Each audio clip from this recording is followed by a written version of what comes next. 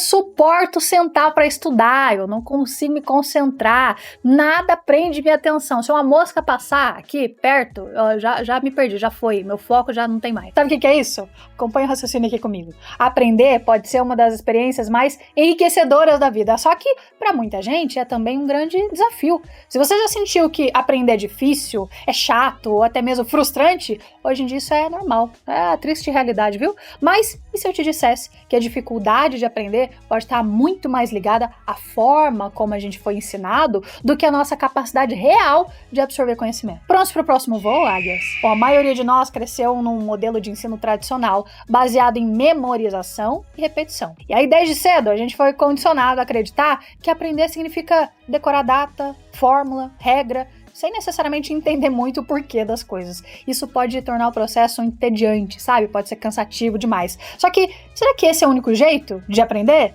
Para entender melhor, a gente precisa voltar no tempo. Lá no século XIX, surgiram os primeiros modelos de ensinos padronizados, voltados para a formação de trabalhadores que precisavam seguir instruções e executar tarefas repetitivas. Esse modelo pode até ter feito sentido lá naquela época, só que o mundo mudou completamente. Hoje a gente vive numa era onde a criatividade, a resolução de problemas, a adaptação são habilidades muito mais valiosas do que a simples memorização, por exemplo, decorar alguma coisa para uma prova. No entanto, muitos de nós ainda aprendemos do mesmo jeito, lá de 100 anos atrás. Agora, pense em alguma coisa que você aprendeu com facilidade. Talvez tenha sido tocar um instrumento, cozinhar um prato especial, ou até mesmo um jogo de tabuleiro. O que esses momentos têm em comum? Provavelmente eles foram envolventes, sabe? Eles despertaram sua curiosidade, acima de tudo, fizeram sentido para você. Isso porque o nosso cérebro, ele aprende muito melhor quando tem um propósito, uma conexão emocional com aquilo que a gente tá estudando. Responde uma coisa aqui pra mim, tá? Jack e Rose são personagens de que filme? Produção, você sabe? De Jack e Rose. Titanic. A produção sabe! Gente, não tem como, todo mundo sabe. Acertou a produção, você e eu tenho certeza acertou também. Titanic. Você lembra onde que você assistiu esse filme? Com quem você tava? Quantas vezes você assistiu? Qual foi sua reação quando o Jack morreu, congelado? Outra pergunta, quantos anos você tinha quando aconteceu o atentado das Torres Gêmeas? Onde que você tava? Você pensou que fosse mentira, que fosse montagem de alguma forma? Você lembra o que você estava fazendo? Você lembra, produção, onde você estava quando você soube do atentado de 11 de setembro? Tinha voltado da escola. Tava em casa, então. Casa. Todo mundo lembra, eu lembro também. Eu lembro a posição que eu estava sentada no sofá quando eu vi a notícia, que marca muito. Muitos de vocês vão saber responder igual a gente, assim, ó, na ponta da língua, os detalhes, todas as perguntas que eu fiz aqui. Mas sabe por quê? Porque esses acontecimentos marcaram a vida da gente, sabe? Alguns positivamente, outros negativamente, mas marcaram, as memórias estão completinhas na tua cabeça, fizeram sentido pra você. E aqui entra um ponto crucial, a motivação. Muitas vezes a gente acredita que a gente não gosta de aprender, quando na verdade não é isso. A gente só não gosta do formato com que a gente foi obrigado a aprender. Já percebeu como a gente passa horas assistindo vídeos, lendo sobre temas que realmente interessam pra gente, sem esforço? Isso acontece porque o nosso cérebro recompensa o aprendizado prazeroso com dopamina, um neurotransmissor ligado ao prazer e à motivação. Agora uma pergunta pra você, tá? Se fosse possível, assim, reaprender a aprender, e se, em vez de forçar informações, assim, ó, goela abaixo, você encontrasse maneiras de tornar o aprendizado algo natural, até divertido, não daria mais certo?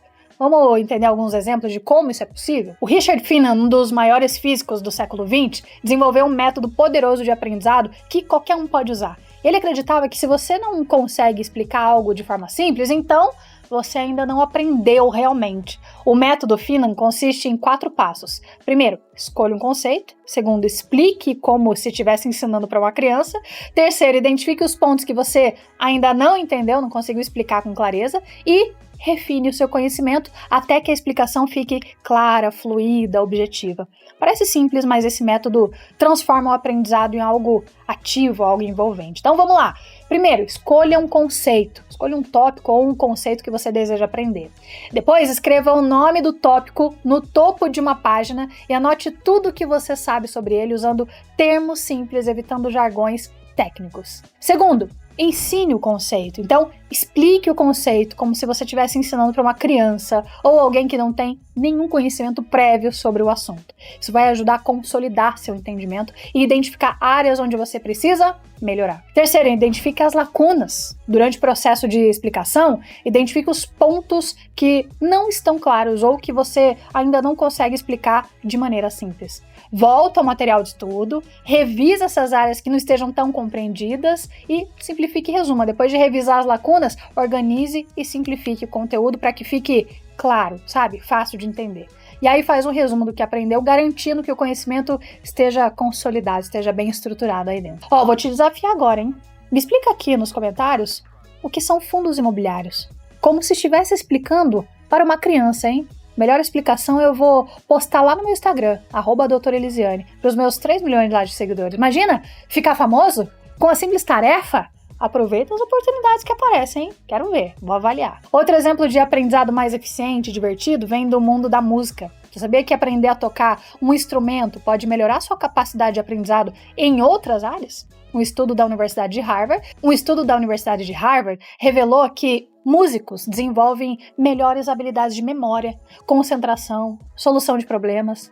Mas por que acontece isso, né? Porque a música exige, de fato, essa combinação de diferentes funções cerebrais ao mesmo tempo. E aí criam-se novas conexões neurais que facilitam o aprendizado de qualquer outra coisa, em qualquer outra área. E tem mais, o efeito da gamificação, da interatividade no aprendizado, isso funciona muito. Tem empresas que já sacaram isso, tem a Duolingo aí, que revolucionou a forma como a gente aprende idiomas, né? Por exemplo, que é outra habilidade aí de transformar um estudo em um jogo. Isso dá muito certo. O Duolingo, inclusive, utiliza um sistema gamificado, onde os usuários aprendem idiomas por meio de lições interativas, e aí eles ganham pontos e vão avançando fases ou níveis. E aí recurso como Streak ou sistema de recompensa mantém, de fato, os usuários motivados. A plataforma interativa permite que os usuários pratiquem idiomas de forma autodidata, sabe? Com lições que vão se adaptando ao progresso do usuário. E, de fato, aprender com jogos funciona muito. Estudos já indicam que